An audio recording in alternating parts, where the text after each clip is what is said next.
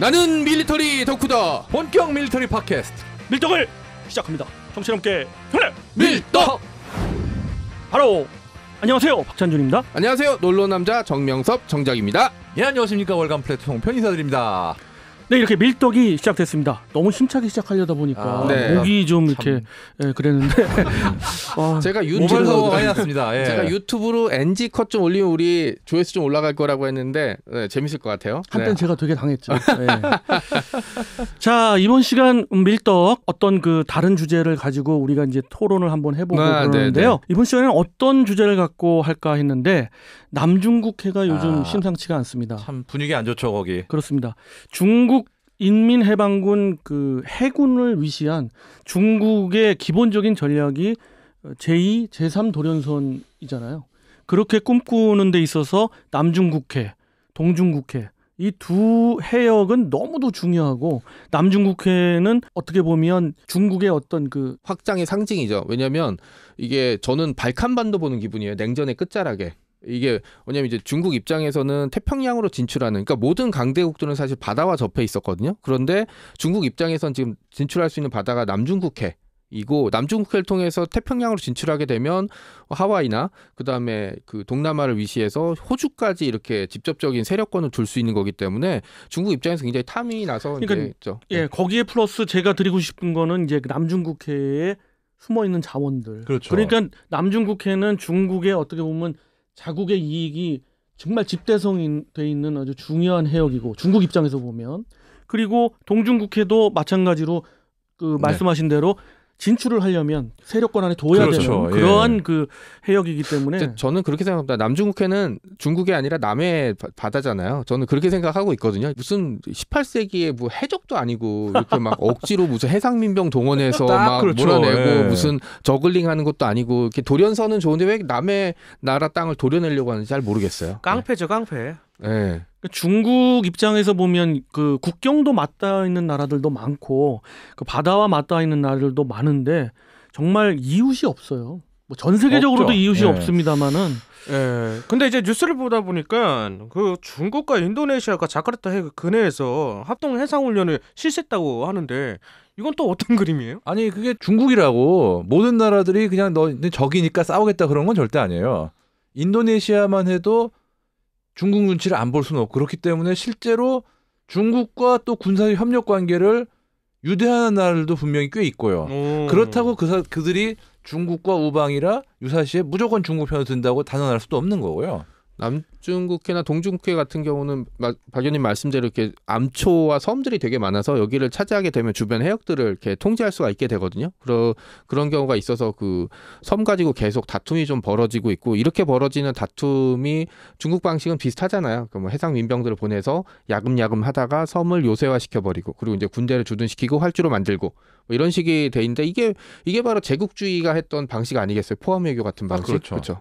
근데 이제 인도네시아 같은 경우는 일단 그 군사 정책을 가름하기가 좀 어려울 정도로 막 왔다 갔다 하는 측면이 있고요. 예. 그다음에 또 하나는 말씀 주신 대로 남중국해의 복잡함에 있어서 인도네시아는 그래도 좀 덜 복잡하고 그렇죠. 좀 떨어져 있으니까. 그렇습니다. 네. 그리고 인도네시아는 중국이 좀 반대 입장에서 보면 또 중국은 좀 덜 적대시하는 아무래도 그렇죠. 그런 측면이 예. 있어요. 그렇다 보니까 그런 그 해상훈련도 같이 하는 모양이긴 합니다. 기본적으로 남중국해에 있어서만큼은 인도네시아하고의 갈등도 분명 있습니다. 예. 가장 주로 부닥치는 국가들은 이제 근처에 있는 베트남, 예. 네, 그다음에 필리핀. 뭐 필리핀. 그죠. 이제 최근에 그죠. 이제 필리핀 같은 경우 보니까 테오도로 록신 필리핀 외무장관이 아주 그냥 대차게 중국한테 꺼져버리라고.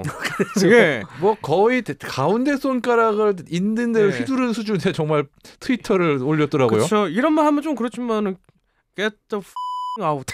그러니까 예. 거의 진짜 이렇게 패기는 표현했어요. 어찌됐든 중국 입장에서는 굉장히 불쾌했을 거고, 중국도 맞받아치는 형국인데 중국 입장에서는 또 이렇게 얘기하더라고요. 한 나라의 장관으로서 참 적절치 못한 자기네 발언을 나라 한 얘기하는 거다. 거예요? 자기네 나라 대변인이나 외무장관 얘기하는 것 그렇죠. 같은데. 이제 필리핀에서 이러겠죠. 네. 반사. 아니 저 같으면 그냥 거울 들고 나와서 이렇게 비춰줄 그렇죠. 텐데. 네. 예. 이러한 첨예하게 대립된 남중국해의 그 어떤 상황에 대해서 우리가 좀 나름대로 또 분석도 해보고 군사력에 대한 지금 현재의 현시 효과들 그런 것, 그리고 향후 예측은 어떨까라는 것까지도 좀 이야기해 보았으면 좋겠어요. 우선 그 남중국해에서 지금 중국이 유리한 입장인가요? 아니면 상당히 불리한 입장일까요? 이게 좀 애매한 게 주변국들하고 쉽게 해서 미국을 뺀 그 해당국들과만 놓고 보면은 아무리 그 해당국들이 애를 써도 결국 중국한테 유리하게 갈 수밖에 없긴 합니다. 근데 변수는 결국 얼마나 속된 말로 어그로를 끌어가지고 미국 및 기타 다른 나라들까지 거기 그 판에 끌어들이게 돼버리냐, 그게 문제인 거죠. 그렇습니다. 바로 그 미 해군 때문에 그렇게 쉽게 중국이 자기들만의 목소리를 내고 자기 주장대로 또 자기의 의지대로 뭘 할 수는 없을 것 같아요. 더군다나 거기에 사실은 그 중국이 굉장히 불리해진 입장 중에 하나는 국제사법재판소에서 판정을 내렸잖아요. 네. 그래서 그런 측면에서 봤을 때 중국이 지금 현재로서는 불리한데 이러한 남중국해도 그렇고 동중국해 입장도 그렇게 뭐 만만하지는 않은데 이러한 형국에서 중국의 지금 현재 행보가 좀 심상치 않아 보여요. 제가 보기에는. 그 동중국해 같은 경우는 그나마 이제 우리나라 그다음에 일본과 부닥쳐 있는데 이 두 나라의 공통점이 있죠. 미군이 주둔하고 있어요. 네, 그렇죠. 그렇기 때문에 사실은 저는 여기서는 극한적으로 그리고 이제 미국과 일본과 우리나라의 해군력도 사실은 중국이 무시할 정도는 아니기 때문에 여기서의 직접적인 갈등보다는 사실 상대적으로 진출하기가 쉽고 그리고 남중국해로 돌파하게 되면 더 많은 해역을 얻을 수가 통제할 수 있게 되거든요. 상대적으로. 자원은 말할 것도 그렇죠. 없고요, 진짜. 그렇기 때문에 저는 아마 남중국해에 집중할 것 같고 또 하나 약점이 뭐냐면 이 동남아에 있는 국가들이 애매해요. 애매하다는 표현이 어떻게 될지 모르겠지만 필리핀 같은 경우는 90년대 미군이 철수하면서 사실은 제대로 된 전투기조차 없어서 막 쩔쩔맸던 국가였으니까 사실은 중국이 그냥 속된 말로 한 주먹거리도 안 된다고 생각을 했고 최근에 이제 우리나라에서 군함을 사가고 뭐 FA50을 사가면서 조금 나아졌긴 했지만 사실은 나아져서 사실 한 주먹거리는 거의 비슷해요, 사실은. 그러니까 펀치를 한 번 칠 거에서 두 번 치는 거 정도로 넘어가는 거 정도가 됐거든요. 그리고 뭐 관건 이제 베트남이 될 것 같긴 한데 이제 베트남은 과거에 한번 전쟁을 해본 적도 있고, 근데 기본적으로 베트남 해군력이나 공군력도 약하죠. 네. 예. 그리고 그 아래쪽에 있는 뭐 나머지 나라들, 뭐 태국이라든지 인도네시아 같은 경우도 뭐 말할 나위 없고. 근데 좀 이야기가 조금 겉도는 면이 있는데 그런 지금 말씀하신 그런 나라들하고의 그 직접 비교는 당연히 그렇죠. 근데 그렇죠. 문제는 이제 그 뒤에 미 해군이 있는 거고요. 여기에서 이제 중국이 그 동안에는 이제 미 해군의 군사력도 눌리고 뭐 사법재판소의 재판 결과도 있으니까 좀 눌리는 형국인데 그럼에도 불구하고 중국의 요즘 행보가 좀 제가 개인적으로 굉장히 놀라운 것 중에 하나가 군함을 건조하는 속도도 무지 빠른데다가 빠르죠. 예를 들어서 난창급 그 아주 그 방공 구축함으로는 중국의 모든 혼을 쏟아 넣은 그런 리즈 함이죠. 그런 함을 2개월도 안 돼서 3번, 4번 함을 갖다가 그렇죠. 바로 동시에 건조하지를 않나. 이제 이번에는 또 물론 이제 그 보여주기 위한 그런 것도 있습니다만은 그런 난창급의 5번함에다가 거기에다가 더해서 075형 그 상륙 모함, 그 다음에 SSBN 잠수함까지 한꺼번에 진수하는 그 진수식을 같이 하는 그런 모습에서 참 무섭다라는 생각이 좀 들어요. 근데 사실 그 결과물이 이제 퀸 엘리자베스 상무 전단의 동아시아 동중국해 방문이 된 거였고요. 예, 그 다음에 또 자세히 보시면 퀸 엘리자베스급의 항모에 탑재된 F-35는 또 저 미 해군 해병대 거죠. 그 다음에 또 네덜란드나 다른 나라 해군 함정도 들어온다는 얘기는 유럽 세력이 다시 아시아에 관심을 기울이고 있다.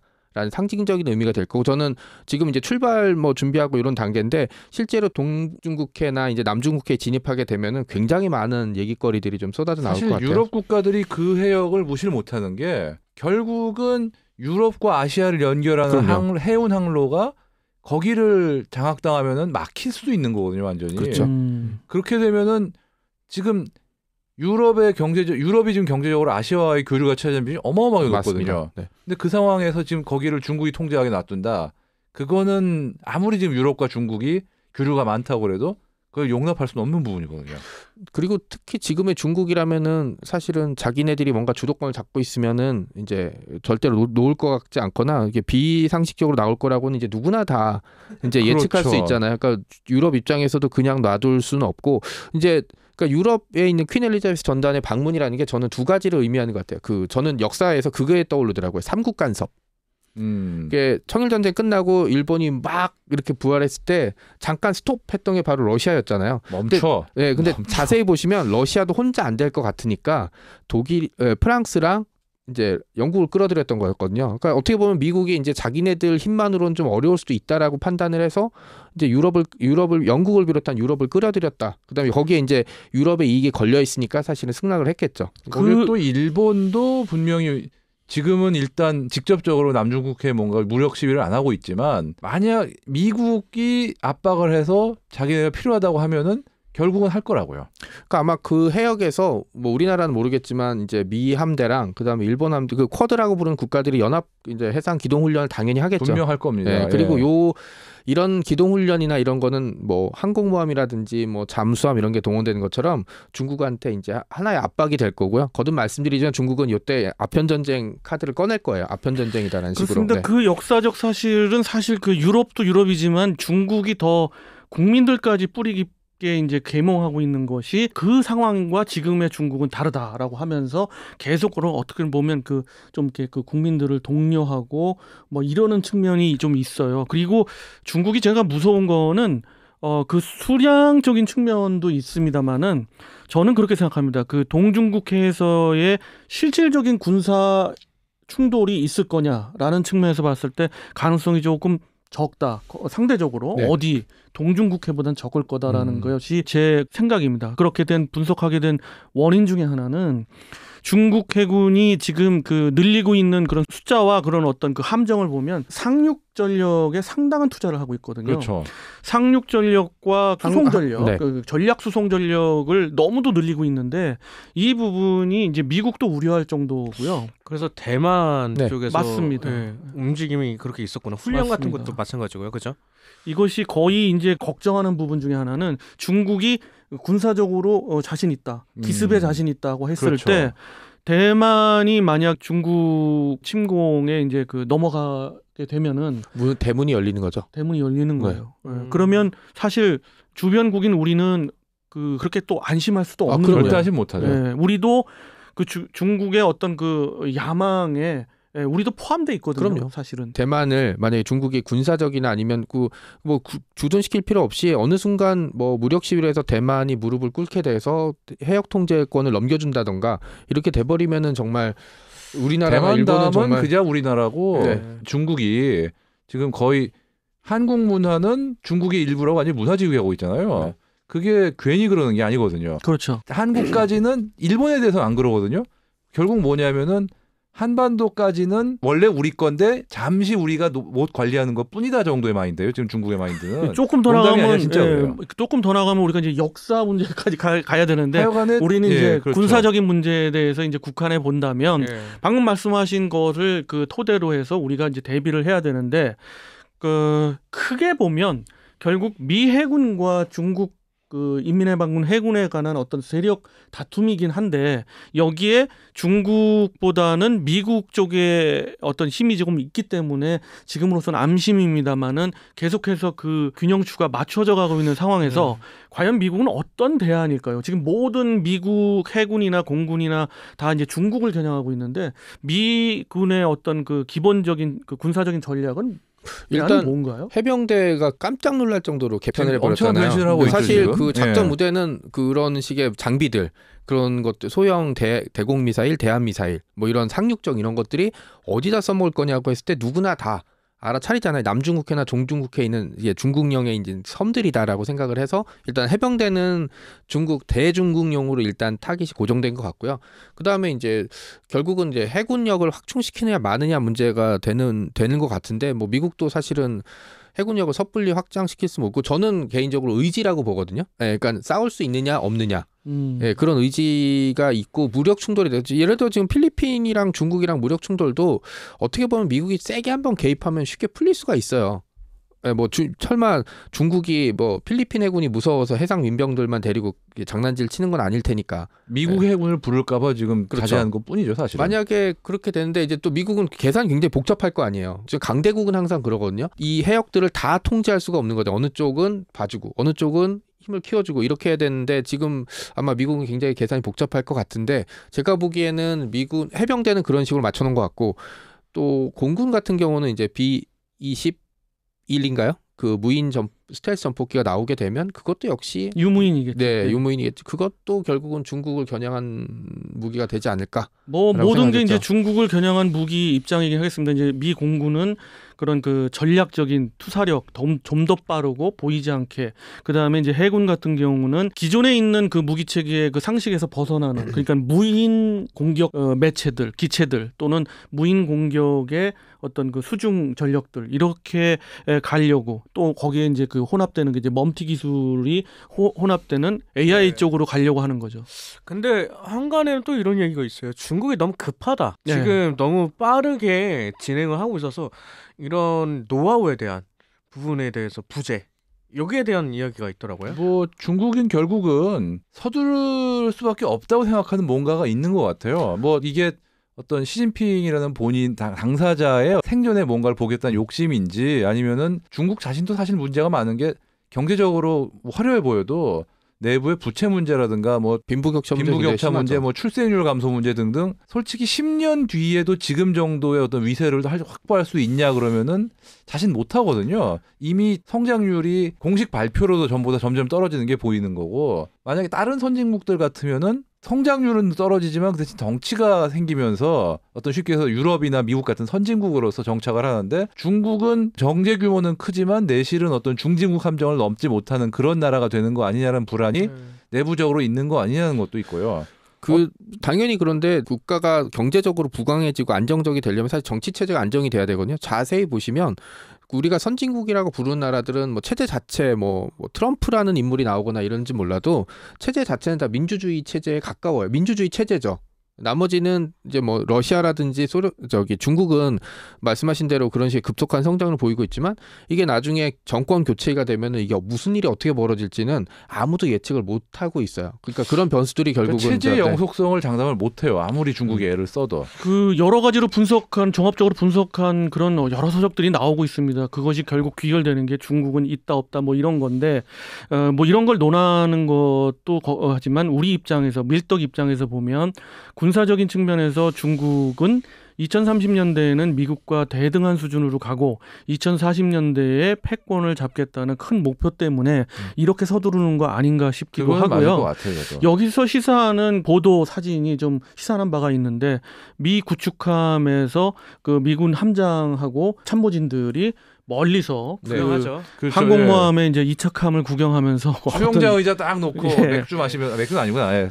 음료 마시면서. 예, 그런 것이 이제 대표적인 건데, 미국이 의식을 했고, 미국은 이 부분을 이 시기에 뭐 군사적인 측면에서 누르지 않으면 미국도 어려울 수 있다라는 걸 자각하기 시작하는 것 같고요. 타이밍 싸움이네요, 확실히. 그렇습니다. 예. 이들의 패권 싸움에서 우리는 반드시 유불리를 좀 정확하게 판단을 해서 우리도 우리만의 국방 정론을 그럼요. 위해서 이제 군사력을 계속해서 정비해 나가야 되고, 또 한시도 마음을 놔서는 안 될 거다라는 게 그 이번 그 남중국해와 동중국해를 다시 한번 보면서 우리가 이제 바라보는 시선인 것 같아요. 그 밀떡 엄중한 시기는 맞는 것 같습니다. 그렇습니다. 밀떡에서도 계속해서 이 부분에 대해서 변화가 있고 이러면 또 에피소드를 달아서 한번 다뤄보고 분석해보고 그러도록 하겠습니다. 자, 이 시간 이것으로 마치고요. 네. 다음 시간에 또 다른 에피소드를 갖고 여러분들과 만나보도록 하겠습니다. 정철이 함께 경례 밀떡!